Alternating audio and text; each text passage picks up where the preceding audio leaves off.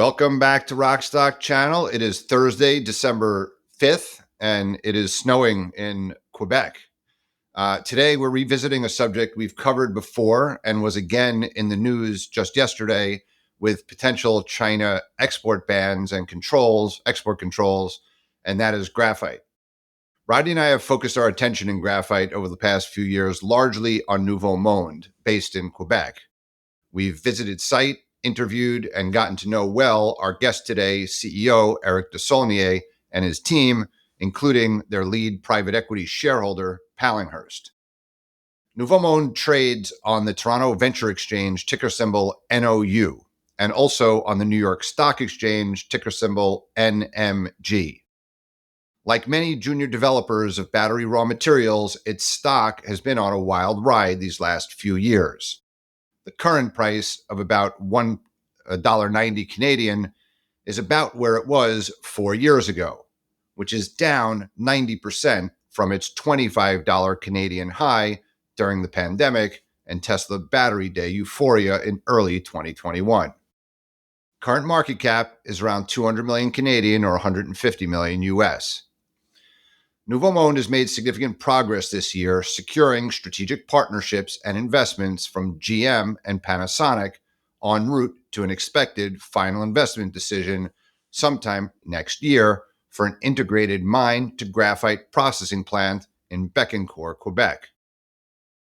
Before our interview with Eric, we'll share some recent commentary from our friend Matt Fernley and also from Fast Markets on this critical mineral, which accounts for far more weight in EV batteries than any other metal. The graphite story, from our point of view as Western investors, Western consultants, is really about the onshoring thematic and the development of supply chains ex-China. I still remain pretty bullish on the midstream part of the market, where we just do have a huge shortage of projects to come on. Demand from both the battery sector and traditional consuming sectors has been sluggish and disappointing, but the true negative impact on pricing is coming from the supply side. The one bright spot in the market has been Europe, where the graphite market has enjoyed price premiums this year, reflecting geopolitical concerns and higher freight rates, and indicating an emergence of ex-China market premiums, which is something that the market has really been looking for. In these cyclical commodity markets, including graphite, production cuts typically indicate a shift in the cycle. And on the next slide, we can see that with demand fundamentals largely stable, we believe graphite prices are now at or very near a floor. You could follow Nouveau Monde on X at NYSE_NMG. To be clear, Rodney and I are not financial advisors, and nothing in this video should be considered investment advice. Please do your own research and read the disclaimer at the end of this video. And note that a written summary of this interview will be published in the next edition of RK Equity's Lithium Ion Bull. Please register your email at rkequity.com if you'd like to receive this newsletter directly to your email box. And if you'd like any research published on Nouveau Monde, please email us at rockstockchannel@rkequity.com, and we'd be happy to send it to you. And please make sure to like this video, subscribe to Rockstock Channel, and leave a question or comment below. And with that, we are going to introduce Eric. Time flies, Eric. It's been almost 2 years since we interviewed you, though I've seen you at a lot of various conferences over the year. Could you just remind our viewers of the basics of Nouveau Monde, and then Rodney will start with some questions. Thank you for having me, Howard and Rodney, and thank you for reminding me the time the stock was close to $1 billion valuation in 2021. Was a good days, and those days will come back for sure. So what we do at Nouveau Monde Graphite, since I've started a company like now 13 years ago, the idea is to build the largest and the most advanced natural graphite operation in North America. So we have 3 big projects here based in Quebec, 2 that are very advanced, and actually we started construction activities. It's the Matawini mine, 2 hours north of Montreal, where we will produce around 100,000 tons of flake concentrate. So as I've mentioned, construction activities are ongoing, pending completion of project financing in the upcoming few months. We will start producing this material in, I would say, late 2027. And most of the concentrate is sent into Bécancour, that is now famous to be the battery valley here of North America, where same area that GM POSCO and Nemaska Lithium, SKON is building the cathode side. We are, since 2019, we acquired the land there and building the transformation assets. So most of the concentrate from Matawini goes there to be transformed into anode material.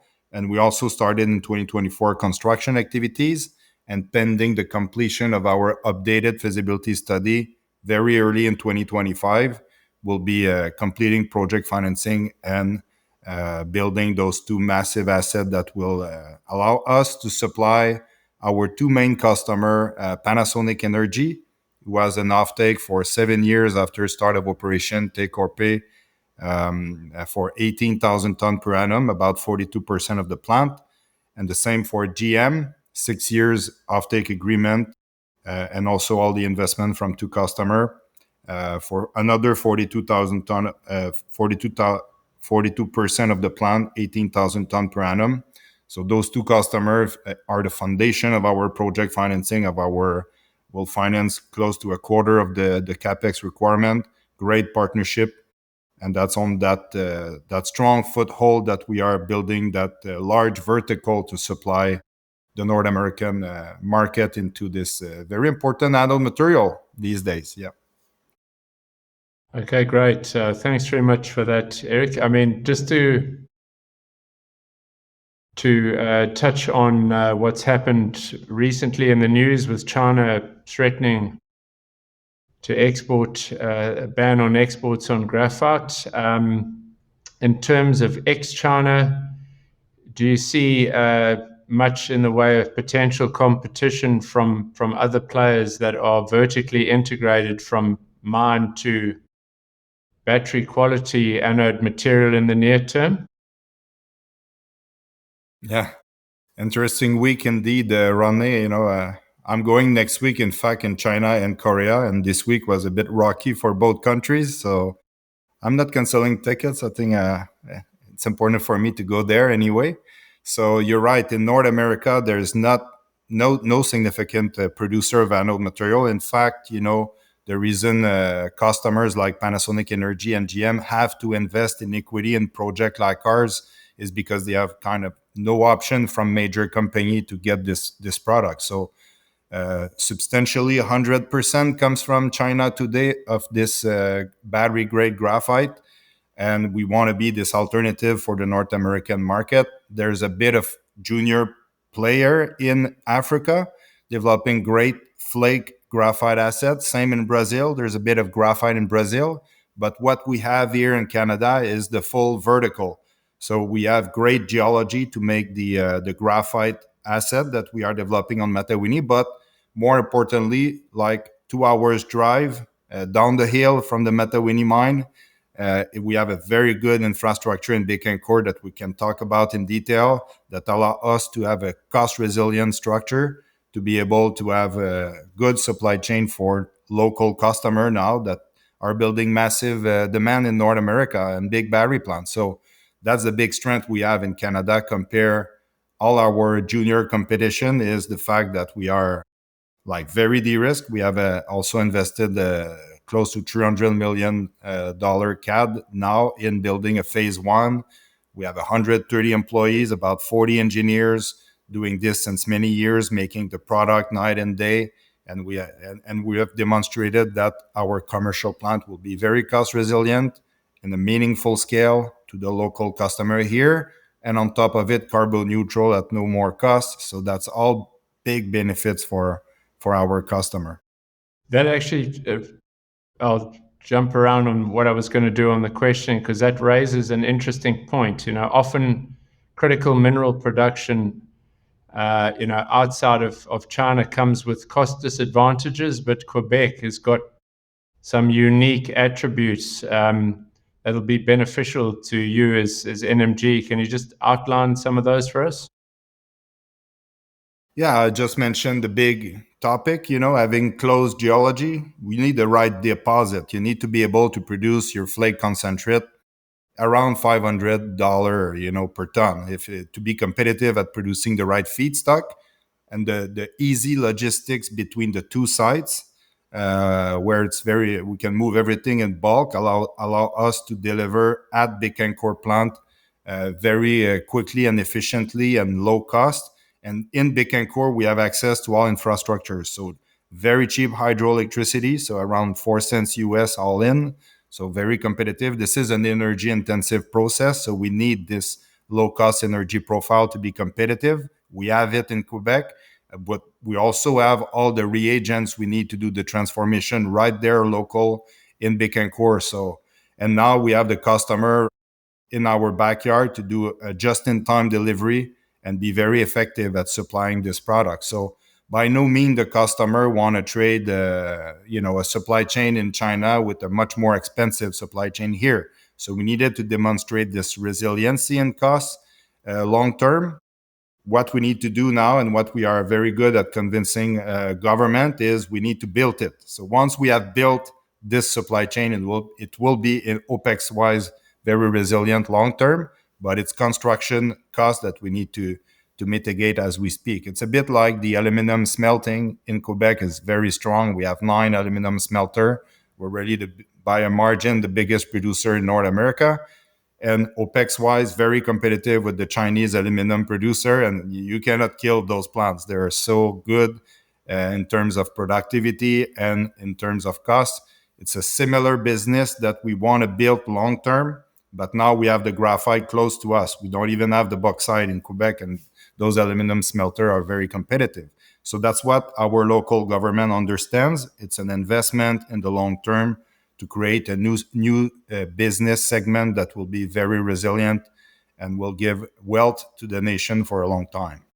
And there's also another feature, I think, that is important to describe to people listening and to investors, because unlike cobalt and nickel, graphite wins regardless of the cathode choice. So if there's a switch between LFP and NMC, it doesn't really affect you, because looking at it, I mean, there can be adjustments in silicon in the anode, but would you agree the most important metric for graphite is just how many gigawatt hours are produced for battery? It doesn't matter whether it's LFP or NMC. Totally right. So graphite is there to stay. Just all big gigafactory that are getting built in the US. I think there's 1.5 terawatt hour of announcement in the US. So that's huge capacity. You need about 1.5 million ton of graphite eventually to supply those plants. If you're pessimist, you will divide that by 5. If you're optimist, you'll divide it by 2, 3. I don't know. But it's still a huge number for graphite just here in North America. And there's also Europe that they don't have much supply chain as well. And China is very busy with their own growth. So, but you're right, graphite is in anything. In NCA like Panasonic, in NMC like all the cell maker of GM.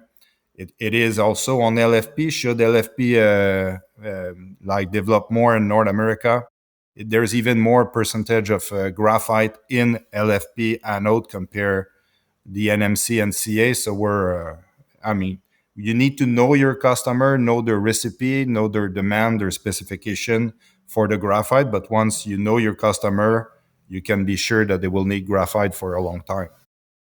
And Eric, even if an export ban is lifted, how meaningful will the proposed 25% tariff be that's planned to be implemented from 2026? Now let's talk about geopolitics and the volatility of geopolitics as well. So there's a lot of things now. So a year ago, exactly December 1st, 2023, China threatened the world about banning export of graphite. And they kind of confirmed that a year after, earlier this week, that they want to implement that following what the US did on semiconductor restriction to export as well. So that's the Chinese part of threatening the world that they won't supply anybody in graphite. So that's very, very scary for our EV transition outside of outside of China. So that's one part. Will they or will they won't execute on their threat? We'll see, but that's not fun when you have invested billions in a cell factory and billions on the cathode side, and now suddenly you're at risk on the anode. So that's a big reason why the customer that we have invested in us, and they need to make sure we build this project. At the same time, in the US, we all know the 25% tariff in 2026 that will be implemented on natural graphite. And on top of it, in 2027, no more IRA incentive if there is graphite coming from foreign entity of concern. So that's a lot of little things that may fluctuate, may change a bit with Trump coming in office, but it's not going anywhere. That the geopolitics is very impacting the graphite supply. Graphite is essential to the EV transition in North America, and it's absolutely certain that they want alternative to China just for de-risking this whole investment in building all the assets they're building in North America. So yeah, we never know if they will lift or where it will go, but it's going somewhere where we need to exist for de-risking the whole thing, for sure. And my last point, Rodney, is there's price in China for graphite, but what's the price for North America for graphite? To me, the more I look into it, every week that pass by, price for graphite in North America is priceless. There's no price. It's priceless. It's very important for our cell maker to secure an alternative in this geopolitical moment. And talking of that, with your partners, we secured the funding, the 50 million from GM and Panasonic with the offtakes. Tranche 2 is 275 million from those parties. What are the requirements and the hurdles that you need to achieve in order to secure that capital? And what are the terms, if you can disclose? Yes, absolutely. As when we published the signature of both agreement in February, so they made a first investment of 50 million US, and that money is used to bring the project to FID. As I've quickly explained, both customers have very specific product and requirements. We're working with them now in the last few months to update our feasibility study and optimize our supplier choice, our product quality and specification. So based on all that work, we'll publish a new feasibility study early in 2025, and then we'll proceed to FID. And at FID, that's where they will do the tranche 2 alongside all other investors and all the debt package and the governmental support that will be able to disclose and announce in 2025. So that's the idea of the deal: is first make a commitment. So we're using that money to update and make a design of a transformation plan for you guys. And we'll work in partnership. And that's also very important. I can tell you, like, Panasonic Energy are a fabulous partner at working with us in the plant, introducing us some suppliers and making sure that we have a good process internally to deliver this product all the time on specs. And also on the GM side, it's very interesting to have a partner like GM who can help on the procurement and on bringing, they're building another big plant here in Quebec. So they're neighboring us on the cathode plant with POSCO. So having the synergy with GM to make sure we optimize the construction and reduce costs is also key in making a successful project. So this partnership with them bring us to the FID where they will do the tranche 2, and the offtake that they have signed is kind of foundation of the bankability of the project for the debt side.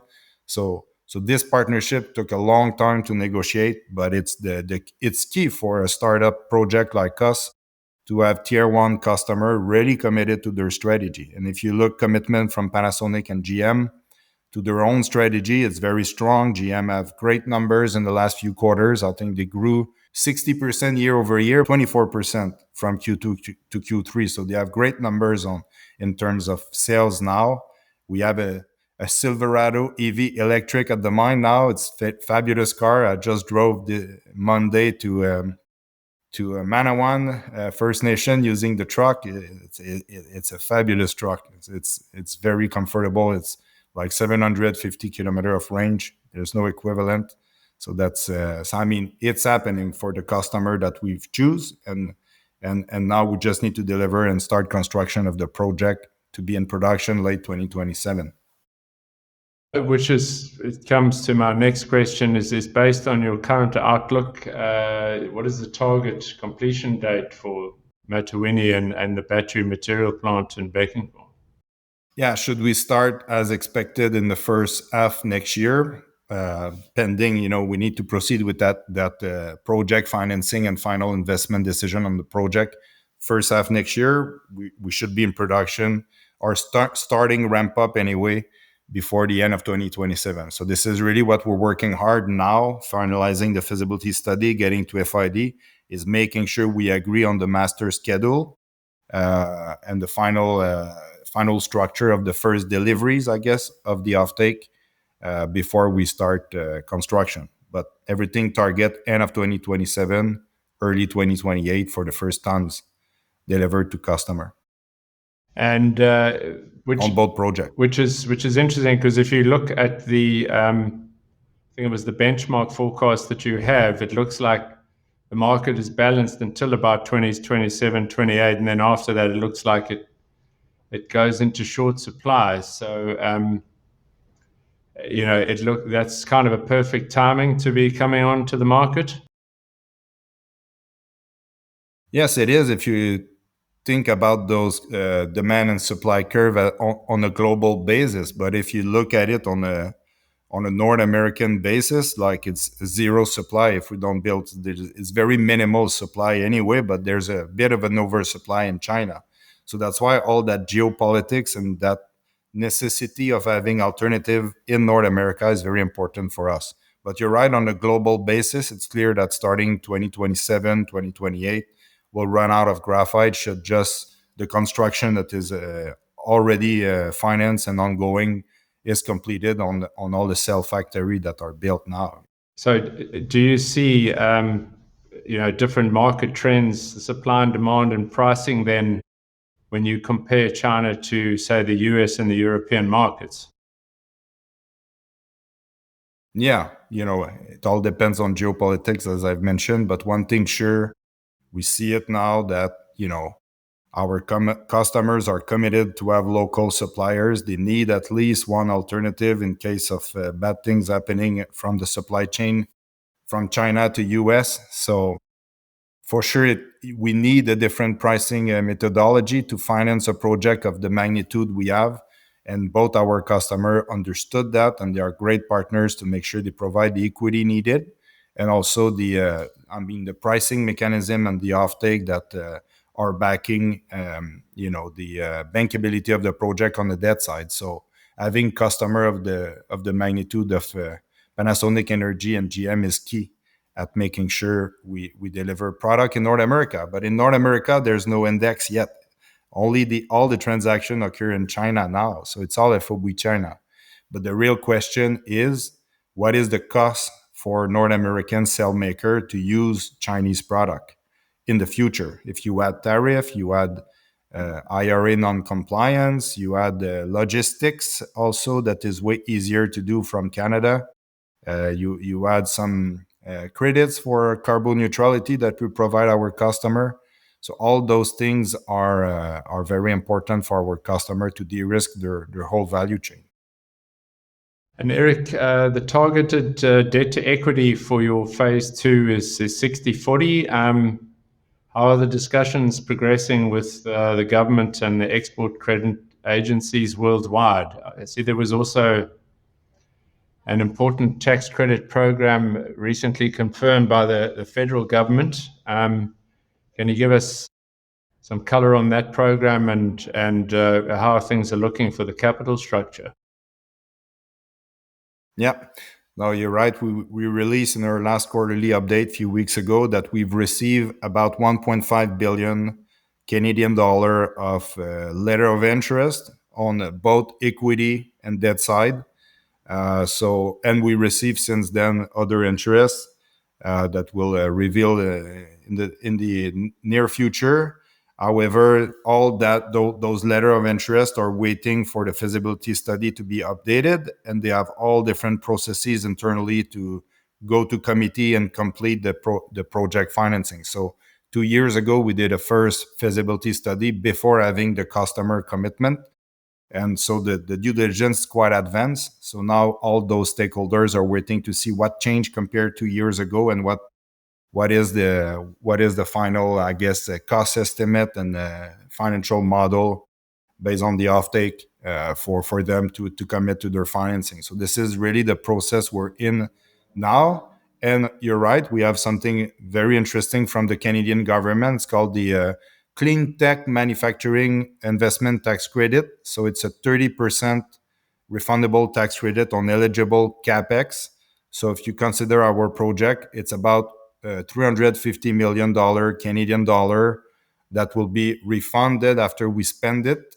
So now we're kind of trying to find instruments to finance this in advance as part of the project financing. So giving as a collateral that investment tax credit, but this is key as well in financing the project. So both government, the federal government of Canada, the provincial in Quebec, are very supportive of our project, and also more and more we have a appetite from the U.S. government to also play a role, considering we're selling a lot of our production in the U.S. So we're really integrated with U.S. So that's something that is quite positive for us to finance an important project like ours. Yeah. And talking on the equity side, can you remind us of your current shareholder base and the advantages of having so many strategic partners involved?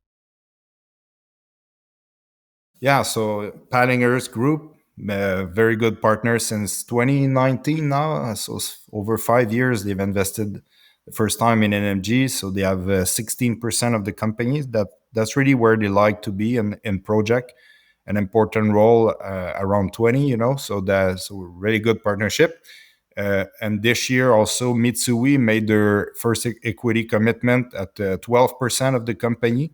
So Pallinghurst, Mitsui are the two large equity holders, so they don't have product in exchange of their equity. That's so that makes very good conversation between Pallinghurst, Mitsui when we have the deal with customer. Now GM, Panasonic, they have each 11%. So it's kind of balance of power when we negotiate offtake. We have the big equity holder who want equity return. We have the off-takers who want the best product price possible. So that's great combination. And then we have IQ as well. We have 5% of the company, and our partner Mason Resource that we acquired all assets for the phase 3. But what used to be called Aguirre, now the Uatnan mining project. So we paid in shares earlier this year to Mason Resource that has still 6% of the company. So that's a bit of our shareholding listed on NYSE for the remaining float. So great strategic partners who want to fund this project that are long-term thinker with listed in NYSE. So it's a good combination. Talking of that, on the Uatnan mining project offers a substantial upside. Looking at it with certainly excellent potential, and it's likely, when there's a clear supply deficit, certainly from around 2030, there'd definitely likely be a shortage. How are things progressing on that project? Yeah, so Uatnan mining project is a very large resource. We were following the development of that project by the previous operator, Mason. Like they invested close to 100 million in the project in the past. So it's a very, very advanced in terms of drilling, in terms of geotech, environmentals, metallurgy. So it's other than the Matawini mine, it's the only other advanced asset that we see can be brought into production in a reasonable time frame, like within 5 years, I would say. So now the next step on this project is to make a deal with the local First Nation. Once we are in construction on Matawini and Bécancour later this year, we intend to be more active on making a feasibility study on the project, starting to re-permit the project because there's all the permit for the size that Mason were planning, which was 50,000 ton a year for 240 years. Now what we want to do is 500,000 ton per annum for 24 years. So the largest graphite project on the planet, period. It's needed if we are eventually building just half of what is in construction in the US and announced. We will need a large graphite supply like that. We have the asset. Our customer really appreciate that we have this upside after, and it's part of the reason they are willing to invest the capital resource, the human resource in our phase 2 now. It's because they see that we can grow together building this other asset for the North American and also European market for this phase 3. So it's a great upside for shareholders once we have de-risked the phase 2 to jump on the phase 3 and starting to bring this project closer to FID. And I think your date of 2030 for start of production is still realistic. So we would need to start construction by 2027, 3 years from now, and it's feasible considering the advancement of the project. So if the world need graphite, especially if US need graphite and Canada need graphite, we do have it in the ground. It's just a matter of making the infrastructure on top of it. And Eric, when I looked at your most recent presentation, you had about 56.5 million in the bank at the end of September. How much runway does that capital give you? Yeah, it depends how much initiative we take on the project. Just G&A wise, we can survive a long time with that, like about a year, I would say. So it's enough capital to get to FID. That was the idea, is to make sure we were financed getting the project to the next phase, which is FID. So anything we would do, it's around bringing the project closer to the full funding and full steam construction. Right. Howard? Great, Eric. Thanks for that. A couple of things I thought about as I was listening to all of that. I remember when we visited site, you said $300 million has been invested to date in like your pilot plant. But making the coated spherical graphite before you had signed with Panasonic, I mean, qualification for that was a very key milestone. So could you just talk about that aspect? Because you're going all the way to coated spherical graphite, right? And that not everyone's doing that, within the graphite space. So could you just talk about or update us, since the 2 years ago when that was the main, issue? No, absolutely. So we've invested, close to 300 million in building the phase 1, and the phase 1 is a full vertical going all the way from crushing 40,000 ton of ore in the deposit, producing about 2,000 ton of concentrate on the flotation circuit, also managing all the tailings that came out of it, but also more importantly, doing pretty much at scale, very close to be the full commercial scale, shaping, purification, and coating to produce a finished anode material, a drop-in product for Panasonic and GM that they can use now to fully qualify the full vertical we're building. So this is key to be able to do the full qualification with them, and it was key in having their commitment and their investment. And what also is that we needed to add to the plant is the laboratory facility. So now we do our own cell on site. Right at the end of the coating line, we do the cell. We do some quint cells based on all the protocols of our customer to make sure that our product fulfill all specification.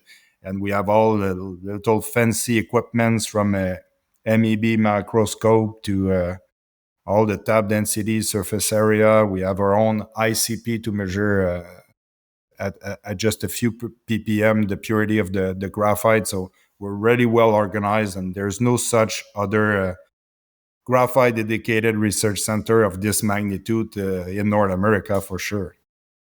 Just in terms of financing, Japan, and the export credit agencies, JOGMEC has back in the day, funded, Orocobre, and then Arcadium, in Argentina. And I saw recently the U.S. Exim Bank has written or letter of interests to a graphite story in Alaska, but also a lithium ionic in Brazil. So like a non-American project.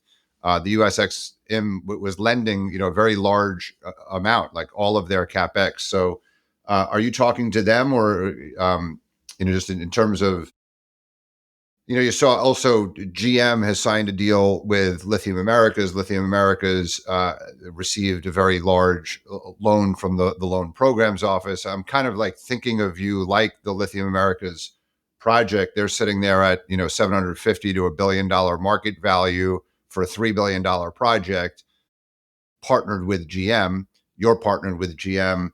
You're 150 million, market cap, but they got a very big loan, right? And that has significantly, impacted, their valuation. So I think, upon your plugging, that debt component of your company, or your project finance, that could be a major catalyst, for re-rating in a similar way. I think investors could compare you to LAC in that regard. So could you just Absolutely. I think it's really important understanding you have like a north of $1 billion capex, you're a 150 million market cap. How do you bridge that gap without the overhang of dilution, significant dilution? Yeah, as we mentioned in the quarterly, we receive $1.5 billion of letter of interest from many different organizations, ECAs, governmental, senior debtor, equity holder. We did not disclose all the name in there, but I think your assumption are right. We are working with all the Japanese different programs, and you're right, they have a lot of different organization like GBIC on the ECA side, on JOGMEC as well on the equity side. We have Mitsui already, Panasonic as investors, so it's a good assumption that we should be working with those different organizations for sure. And also in the US, based on the fact we work with GM and we are supplying the US for this very strategic commodity for sure. US Exim is an organization that we're talking to. And once we have some more clarity on where we stand with them in terms of more binding commitment, we will announce it more precisely to the market. Okay, so that's really, I think, a key element toward FID is putting that in place. And for a long time, Lithium Americas was saying we're close, with the Loan Programs Office, and they did eventually get it over the line. They had to split up the company in two to do it. But I definitely think your process with this $1.5 billion of discussion can be compared to absolutely that process. It's just that we have a lot of discussion as well with Canadian institutions. There's a lot of Canadian institutions that have a mandate and programs to support companies like us, like Export Development Canada, like Canadian Infrastructure Bank, Investissement Québec. So and we have a lot of other ECAs as well where we procure equipment. So we include all these organization, tier one organization in the mix of the discussion, led on the equity side by Bank of Montreal and on the debt side by Société Générale. But we don't want to do too much precise number and name dropping at this point until we have more binding commitment, because it creates a bit of expectation on specific names, and we don't want to do that. Okay. And a final question, just on like the synthetic versus natural debate. There's been a lot of U.S. grants and funding, in graphite, more so, some on natural, with Syra, but more on synthetic, both private and public company. And you have, the Trump administration kind of coming in, he's more tied to oil and gas companies. Synthetic is connected, to oil and gas. So if you could just remind us about that dynamic. I know both are needed, but if you could help us understand that or remind us. For sure. Like both products are part of the anode mix, and it really depends on your customer. So you need to know your customer. The two customers we have, Panasonic and GM, have massive need of natural graphite. The customer of the synthetic graphite players that were announced have massive need of synthetic graphite, so they felt the need to secure synthetic graphite. So you just need to know the exact quantity and the specification of, and what is the cell format, what is the chemistry, what is the overall blend of those customer, and you make your mind. But you're right that it will always compete a little bit, synthetic and natural, but at the same time, it will always complement each other in the battery. So you just need to know your market, I guess. Okay, great. Really appreciate the update, Eric. And yeah, graphite, it's been a tough 2 years at least, if not a little bit longer. But China keeps reminding us with their saber rattling in the geopolitics of the lithium-ion battery supply chain. Graphite, whenever you look at benchmark minerals, it is, we're 100% reliant, more so on graphite than anything else. Actually, just one final question, because I've been pondering this. The China-U.S. dynamic has been so adversarial, and has been Republicans and Democrats, have been, unified, in this. But is there a scenario because CATL said, hey, if you let me build plants in America, we'll build plants in America. And Trump said that he would welcome CATL, he would welcome BYD. Could you see like a BTR or any other graphite company from China coming into, partner with you on operations in some way? I mean, they are partnered with the Japanese in other locations. So could you see that as a possibility if the negotiation between Trump and Xi were to develop into this kind of grand bargain where they welcome FDI from China? Yeah. So specifically to China, or we can include in the mix as well a large Korean or Japanese organization that could come in North America. For sure, we would be open to do a partnership. In fact, that's what I was doing. Like, I'm going in China next week, and my visa, I got it in 2016. So it's good 9 years. So it will expire next year. So I'm always going in China. I'm always going in Korea and Japan, talking to the largest of our market. Guys, are you coming in America? If you do, let's partner. I'm always open to partnership, but they were so slow to come in America that we develop it ourselves, and now we have the customer. But there's other customer. There's a lot of growth potential in this market, but we're open to partner with all those big organizations. Our primary expertise is to own the best mining project on the continent. Now we've developed the expertise to operate and finance, I guess, a large transformation plant. But I'm sure there's room for those big organizations should they want to partner with us on developing this market. And I kind of agree that there's probably a pathway. Instead of saying no to anything related to China and saying yes to everything related to China, there's a pathway in between that hopefully our both Canadian and US government in partnership will find a good compromise to make sure that we receive some know-how from China somehow, and we receive some capital maybe from China. We'll see where it goes. There's a lot of it's way beyond my head what they will decide to do. But if China, Korea, or Japan are coming in America, we'll be more than pleased to welcome us and talk partnership somehow. Yeah. Sounds good. Thank you so much, Eric, and look forward to. It sounds like it's going to be an exciting, next 6 months for Nouveau Monde Graphite. Super. Thanks, Howard. Thanks, Runway. Anytime.